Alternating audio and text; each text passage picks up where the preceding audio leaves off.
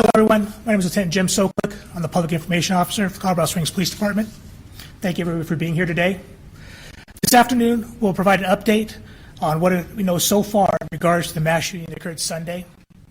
We'll also be releasing the names of the victim and the suspect.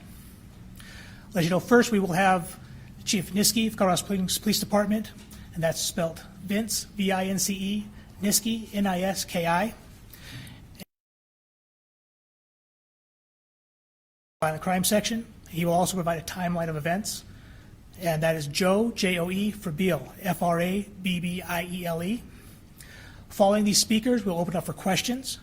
So please hold off asking any direct questions until then.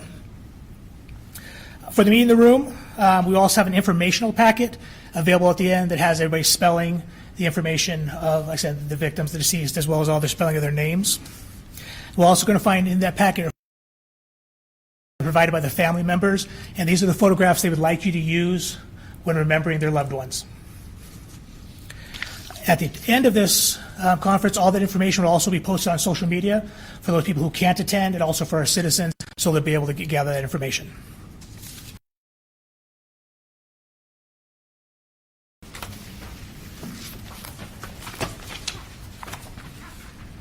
Good afternoon, ladies and gentlemen.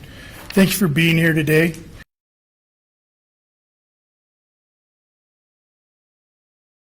For our community. It has been a long and exhausting last couple of days, not just for our department, but for those who now have to adjust to a new way of life without their loved ones. Our hearts continue to ache for this devastating news. Over the last few days, our detectives, crime scene investigators,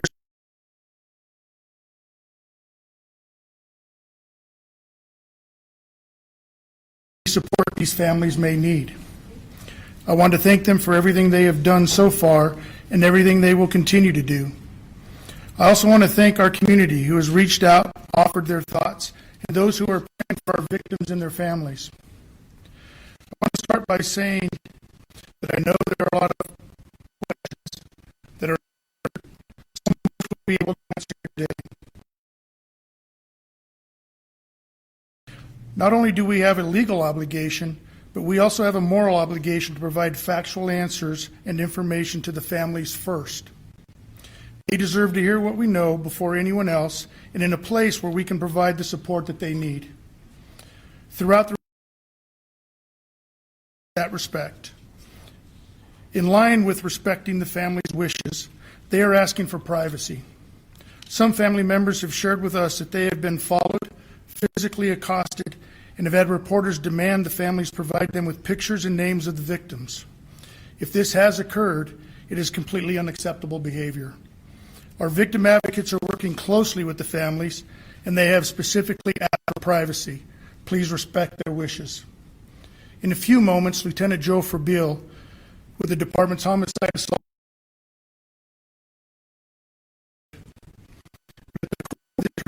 act is domestic violence.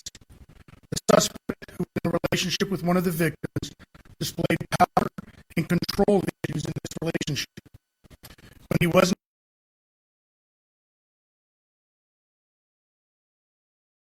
fire and killing 6 victims before taking his own life. No family should ever have to experience this type of loss or have the loved one taken from them.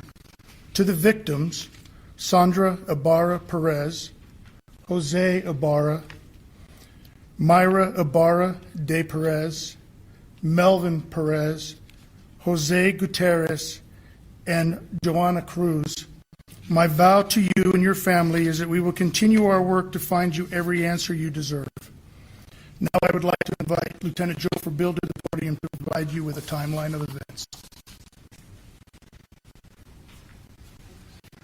Thank you, Chief Niski. Hello, everyone. My name is Joe Frabiele. I'm the Lieutenant of the Violent Crimes Section here at the Colorado Springs Police Department.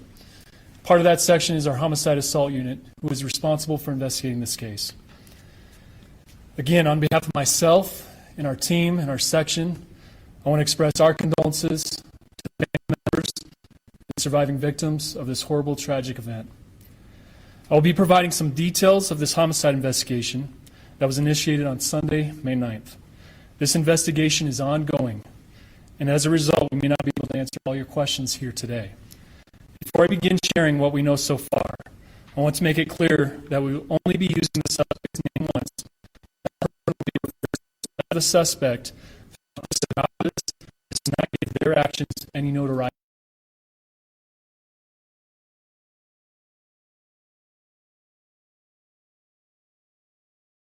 Block of Preakness Way here in Colorado Springs, Colorado, to celebrate the birthdays of their family members.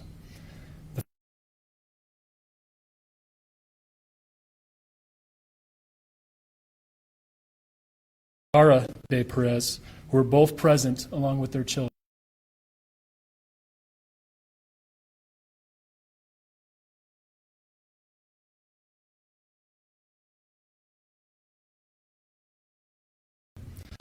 The party was at the residence of Melvin's mother and stepfather. Melvin's mother was identified as Joanna Cruz. Miss Joanna Cruz also had other children present at the party, one of which was Jose Gutierrez Cruz. When the suspect arrived, there were 10 family members present at the residence, 7 adults and 3 children, ages 2, 5, and 11. We have recovered evidence showing that the suspect arrived at the residence alone. The suspect entered the residence and shot all 6 victims in quick succession. The suspect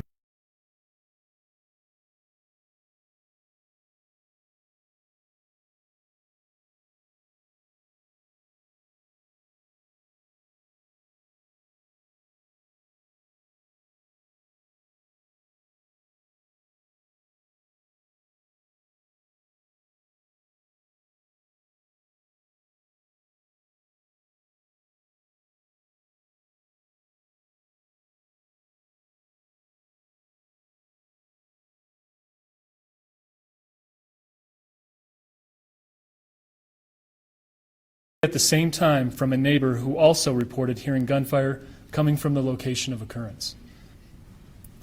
One adult family member was able to escape the residence unarmed as the shooting was occurring. The 3 children remained inside the residence during the occurrence. The location of occurrence. One adult family member was able to escape the residence unarmed as the shooting was occurring. The 3 children remained inside the residence during the occurrence and were also unharmed. The evidence supports the children were in close proximity to the shooting event and to some degree witnessed what happened. The adult who escaped placed the 3rd 911 call that was received at 12:22, who reported that someone had shot their family. 3 additional family members, ages 16, 16, and 18, had left the residence shortly before the shooting to retrieve an item from a neighbor. Unaware that the shooting had occurred in their absence, they returned to the residence to discover what happened prior to the police arrival. They attempted to render aid and gave shelter to the younger children. The first arriving officers encountered the unharmed victims and additional family members inside and outside of the residence. Family members remaining inside were moved to safety. Officers identified one victim that was alive but gravely wounded, and that was Jose Gutierrez Cruz. He was inside of the residence. They received information from this victim that the suspect was still inside. This information was accurate, but the officers were unaware whether or not the suspect was deceased. As a result, the officers conducted a protective sweep of the entire residence to locate the suspect. They were able to shield the surviving victims while clearing the residence, immediately began rendering medical assistance while other officers continued to clear and secure the residence. As soon as the residence was secure, the lone surviving victim was transported to a medical facility for advanced life-saving efforts, but unfortunately succumbed to his injuries. A secondary sweep was then conducted inside the residence with medical personnel to check for signs of life with all the individuals who remained inside, but they were all deceased. Detectives assigned to the Colorado Springs Police Department's Homicide Assault Unit were notified a short time later and responded to the scene to assume responsibility for this investigation. The suspect in this case was identified as 28-year-old Teodoro Macias of Colorado Springs. The suspect had been dating one of the victims, Sandra Ibarra, for approximately 1 year. The suspect was not invited to the family gathering, and evidence supports he became upset over that lack of an invitation. The suspect had a history of controlling and jealous behavior towards the victim. This behavior in particular was most obvious with trying to isolate her from her family and making efforts to prevent her from attending family events. There are no previously reported occurrences of domestic violence between the two in that relationship with the local police departments here. Through the course of the investigation, investigators have not learned of any unreported physical altercations between the two during the course of their 1-year relationship. The suspect does not have a criminal history.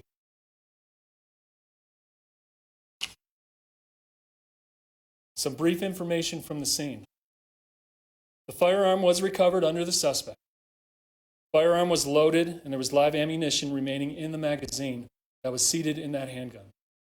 One empty 15-round magazine was also recovered from the scene, along with 17 shell casings. The firearm used was a Smith & Wesson M&P 9mm semi-automatic handgun that was equipped with two 15-round magazines.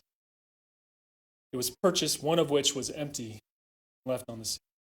It was purchased from a dealer back in 2014 at a local gun store. The suspect did not purchase the firearm during that transaction. Follow-up is currently being done, even at this moment, to locate and interview the individual who originally purchased this firearm. This is the only listed transaction for this firearm. We're still investigating how and when the suspect came to possess the handgun. Chief?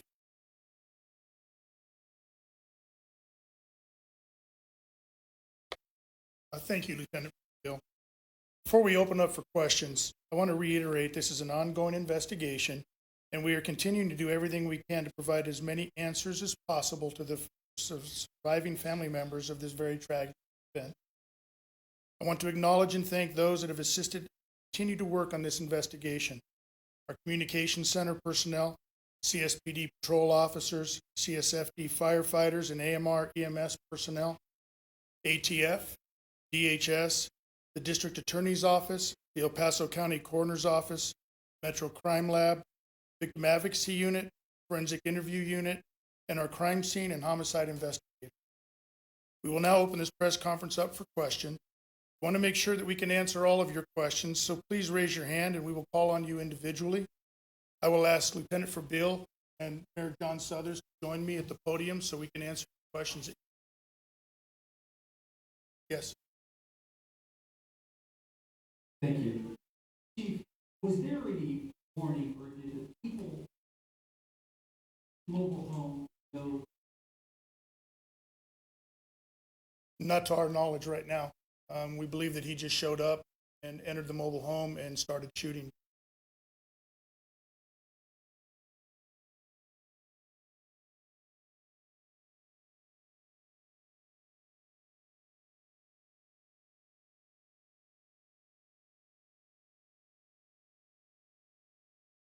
So in the process of this investigation, we're investigating the manner in which the two communicated, which would include their phones.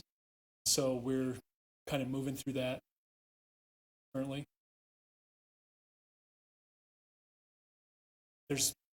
We're investigating the communication between the two phones that were.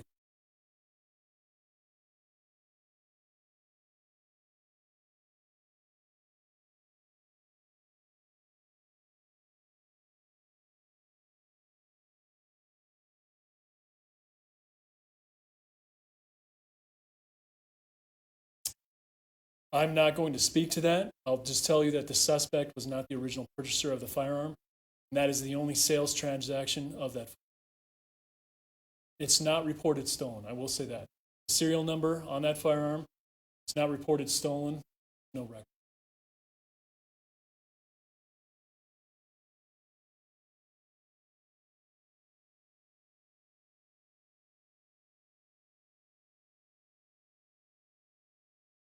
Based on the investigation thus far, they were in the main room.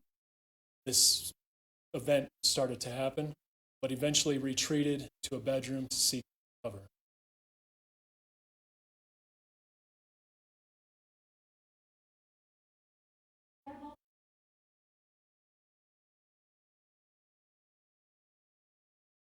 He was located at one end of the residence, not in the main room where this crime occurred.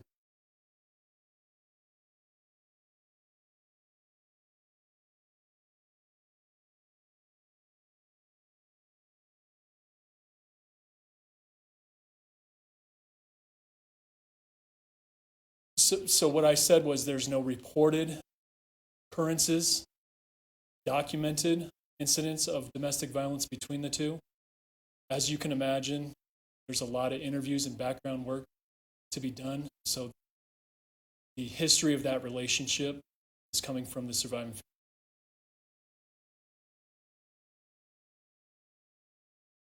Approximately 1 year.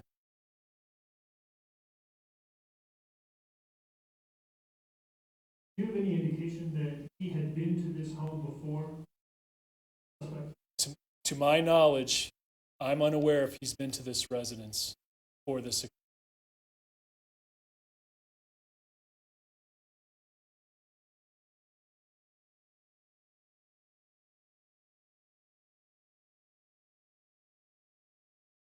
So we've released the crime scene, and it's in the care of the surviving. Was there any reports?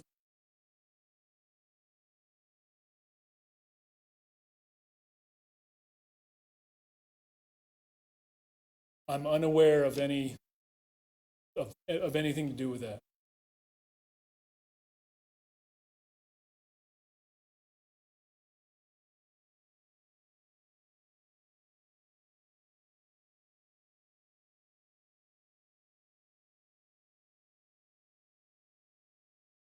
I don't know if everybody heard that. The question was whether or not there was any protection orders in place in terms of civilly between the two. The answer is no.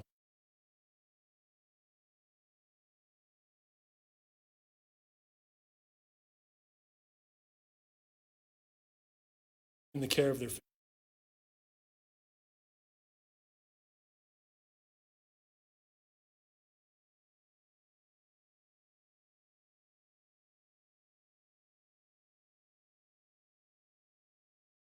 In law enforcement, our job is dedicated to victims and families. It was very important for us to obtain as many facts about the incident as we could, share them with the family first before we shared them with the media.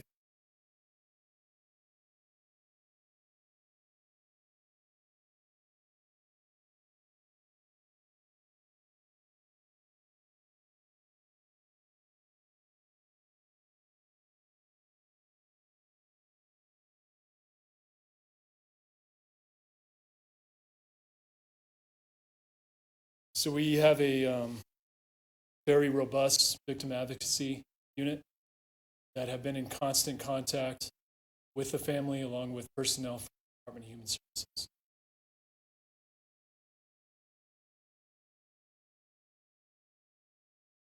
We still have a few unanswered questions, some of which related to that firearm. So our investigators are working very, very diligently to get as many answers as we possibly.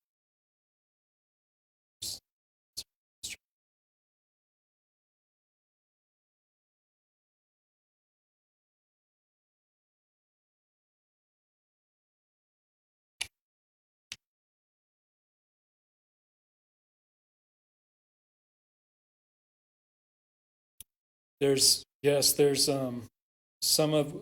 one of the children, smaller children, some of the teenagers lost both.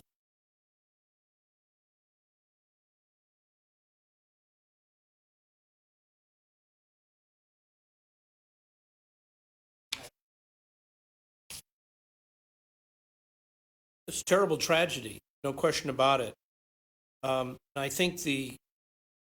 I think what we take it from it is a stark reminder that how lethal domestic violence incidents. About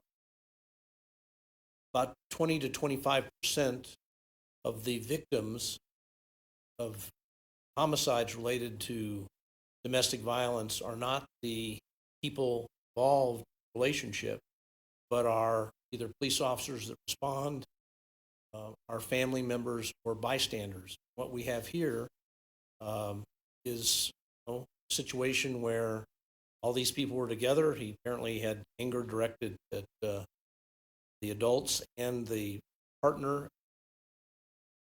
The tragic consequences are fathomable. We've got children orphaned by this situation, and we've got incredible number of families adversely impacted, and that in turn impacts the community. So I guess my message would be, we've had, in Colorado, we've had domestic terrorism incidents where lots of people were killed. We've had random acts like going into a King Soopers or a movie theater. But let's not forget about the lethality of domestic.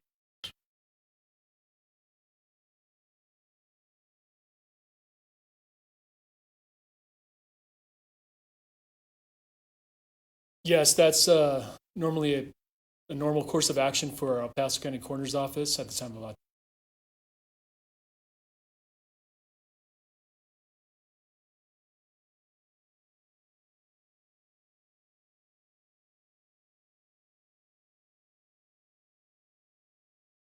Well, we have a wellness program here at the Colorado Springs Police Department, and along with peer support that has continually reached out to the shifts that responded to that, as well as our investigative team here at the Police Operations.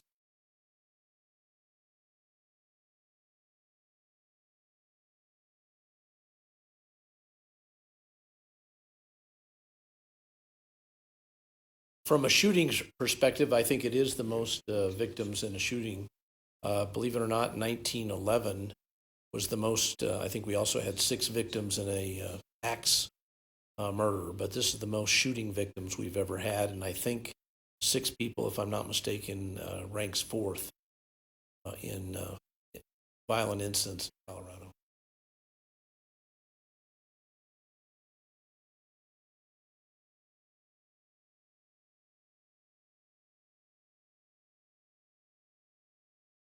So again, we're still moving through this investigation, but what we know so far in regards to your question, sir, is that a week prior to this incident, that there was another family gathering where there was some type of conflict between the family and the suspect.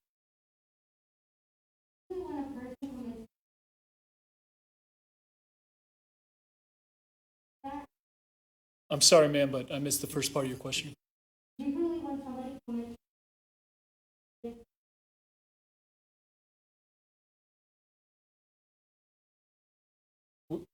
We don't have a note.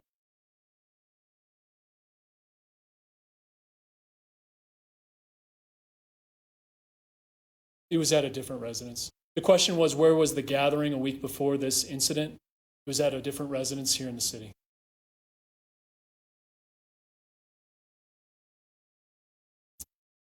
It was from a phone, and unfortunately, there was nobody that answered or were able to, at least in a position to speak. So I don't know who actually dialed 911 from that phone.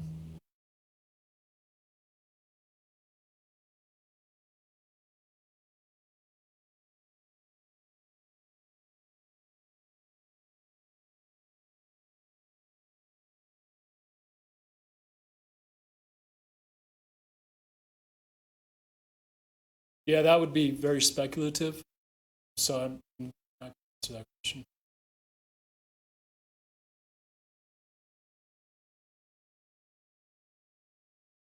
We have evidence to support that one projectile entered another home. There was no injuries reported from the occupants of that residence.